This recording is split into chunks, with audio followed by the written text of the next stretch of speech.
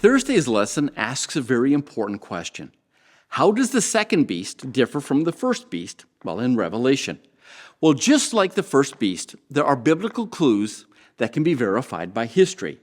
And those clues can help us to identify, well, who this second beast is. Here's what we know. The first beast comes up out of the sea, and the second beast comes up out of the earth. Now, we know that the sea and waters represent people. And by that we mean a lot of people, or a very densely populated part of the earth. In contrast to that, a place of dry earth would represent a place with a lot less people in it. The first beast has horns with crowns, representing kingdoms ruled by kings, queens, or popes.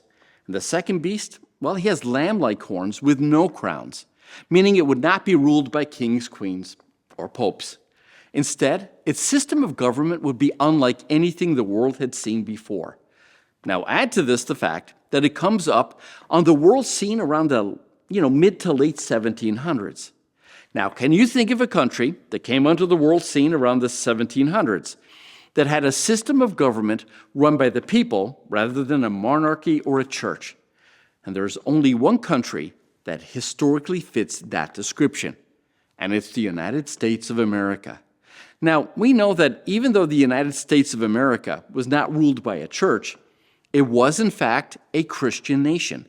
Today, we refer to it as Protestant America because the people who established this country had fled the persecution of papal Rome, over in Europe. And they wanted a country built on the principles of religious freedom. And they were Protestants. And they wanted people to be free to worship God as they saw fit.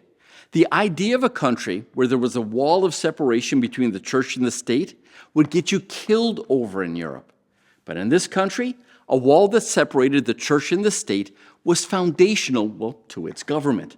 But according to Bible prophecy, this is where the differences, they would end. Because the Bible predicts that this beast with lamb-like horns would one day change, and not for the better. One day it would change and transform into an image of the very beast it once ran away from. 180 years ago, people laughed at us Seventh-day Adventists when we predicted that one day the United States of America would become a world superpower. Now, it's easy to understand why they would laugh at that idea, back in the 1800s. When the U.S. was hardly a country, let alone, a military superpower. But today, nobody's laughing.